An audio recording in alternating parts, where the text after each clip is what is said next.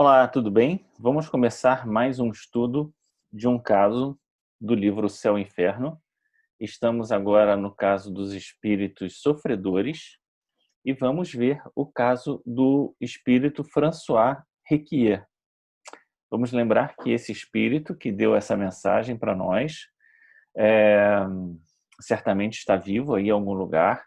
Então, todo o nosso respeito ao seu depoimento, né, que foi dado na Sociedade Espírita de Paris, e toda a nossa consideração a esse espírito, que ele esteja bem, que ele seja envolvido em bênção de paz, assim como a todos nós que nessa hora nos dedicamos ao estudo do seu relato como uma forma de aprendizado. Que Deus nos abençoe a todos nessa hora. Se você não viu os outros casos de espíritos sofredores que já comentados aqui nesse canal, tem aqui a playlist e também os outros tipos, né, de espíritos, os endurecidos em expiação terrestre, os aborrecidos, estão todos aqui na sequência do nosso estudo, tá bom? Vou compartilhar aqui então a tela para a gente poder começar a leitura desse caso e ver o que nós podemos aprender com a história de François Requier. Vamos começar então a ler aqui. Era um velho celibatário, avarento e muito popular, falecido em C em 1857, então na data de lançamento, né, do Livro dos Espíritos, legando aos parentes colaterais considerável fortuna. Então ele era uma pessoa rica, né, uma pessoa avarenta, né, celibatária, né, e aí tem uma questão do significado celibatário, né?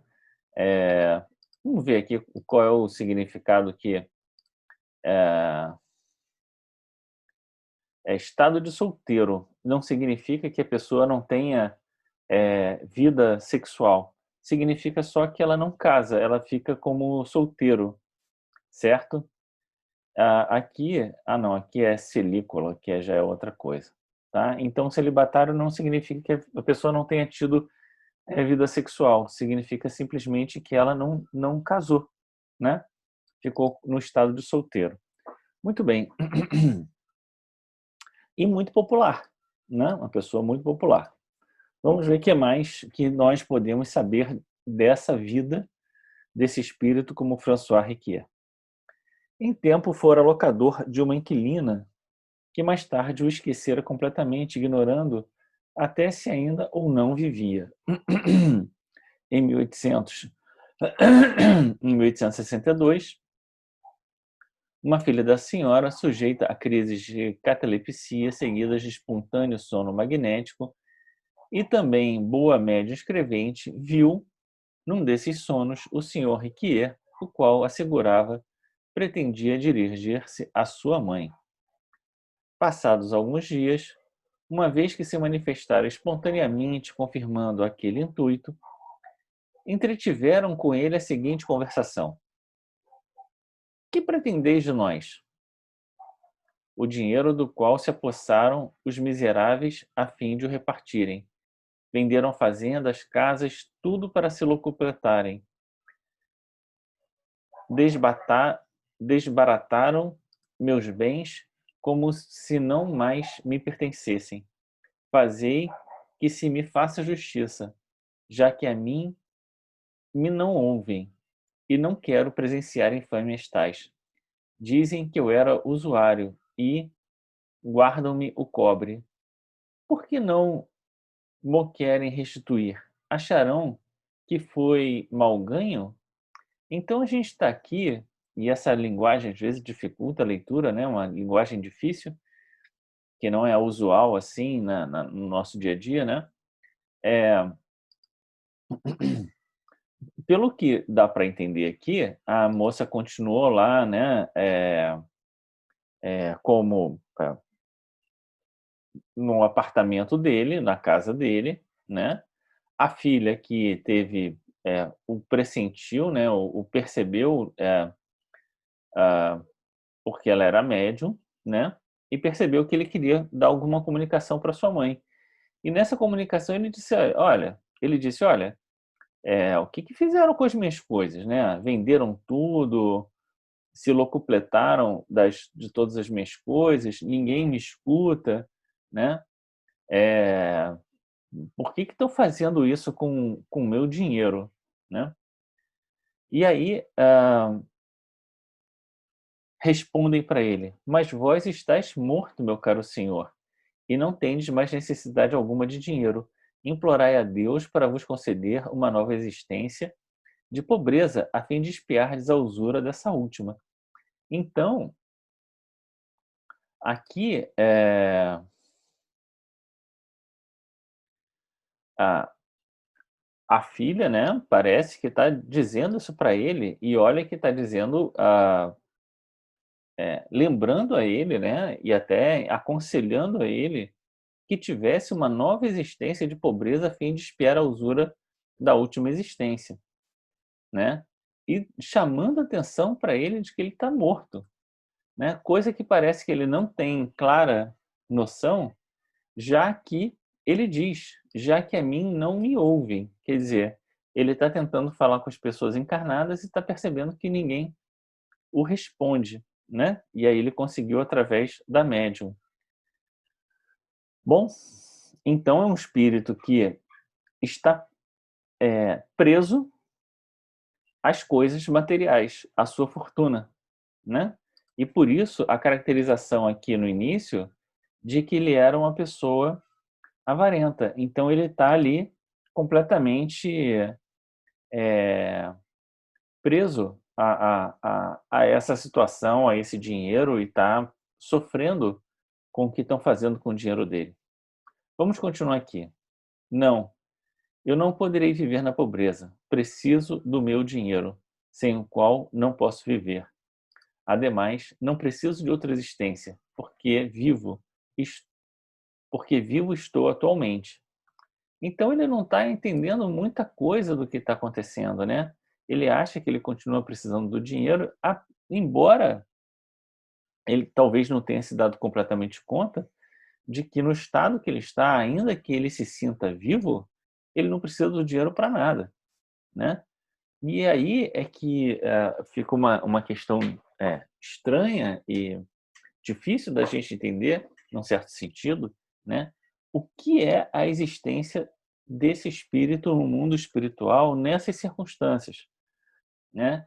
Quer dizer, se a gente tem aqui o nosso dia a dia, com os nossos afazeres, as nossas tarefas, né, o que é a existência, né, onde esse espírito está, ele não diz que está em algum lugar, em particular, não diz que está, vendo outros espíritos, ele está vendo os encarnados, né.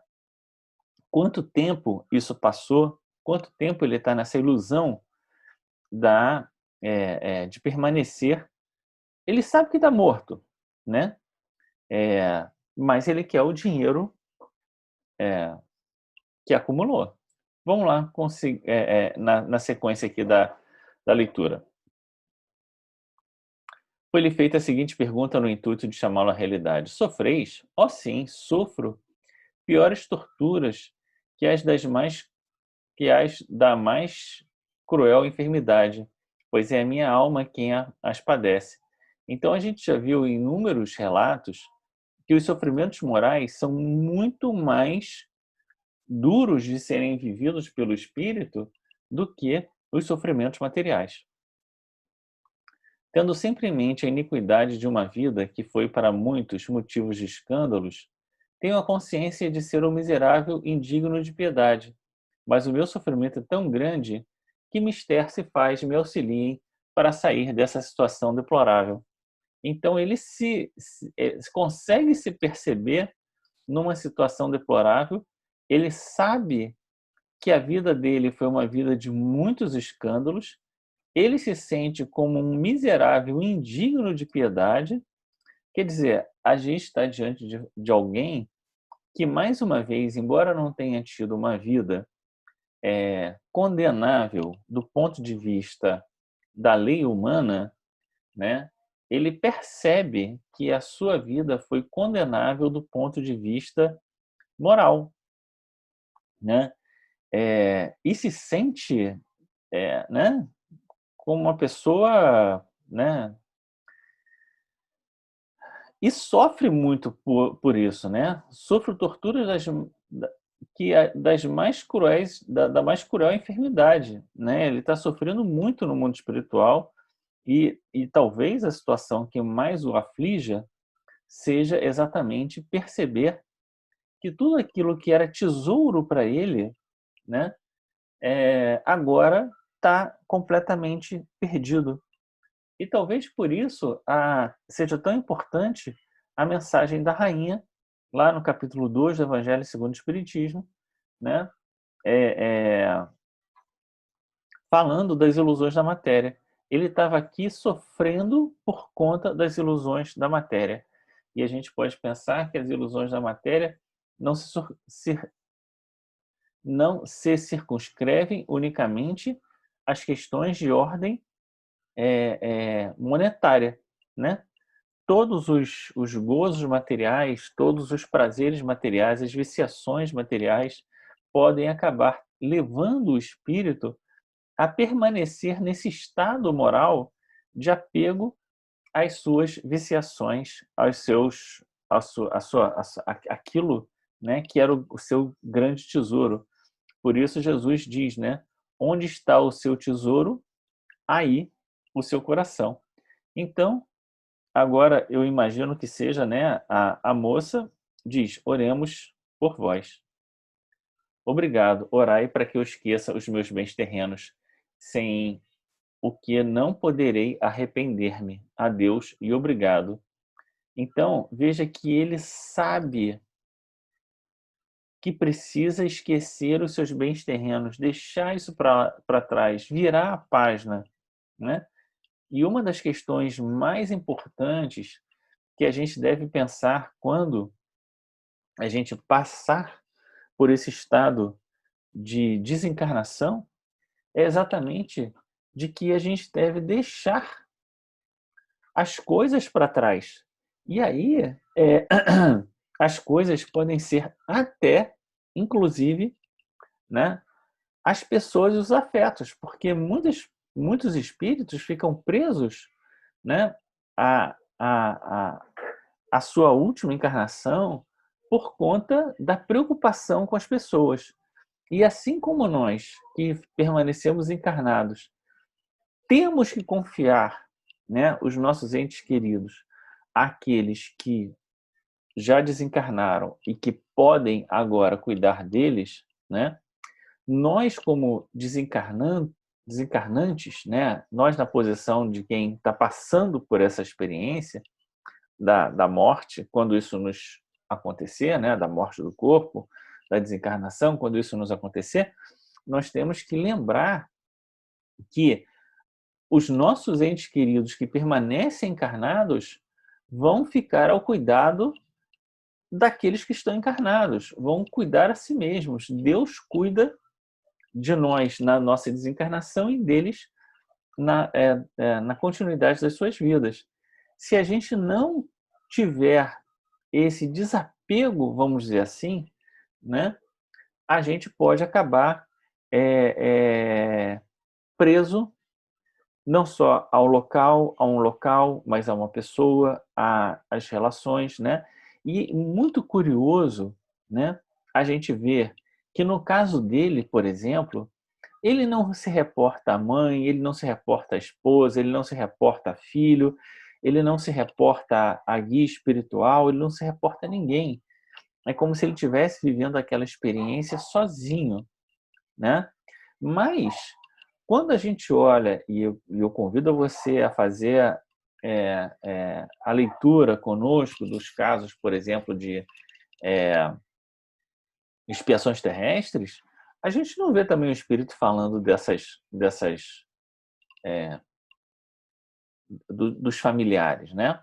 Mas vamos lá, vamos continuar aqui no finalzinho da, da leitura aqui do caso. Vamos ver aqui.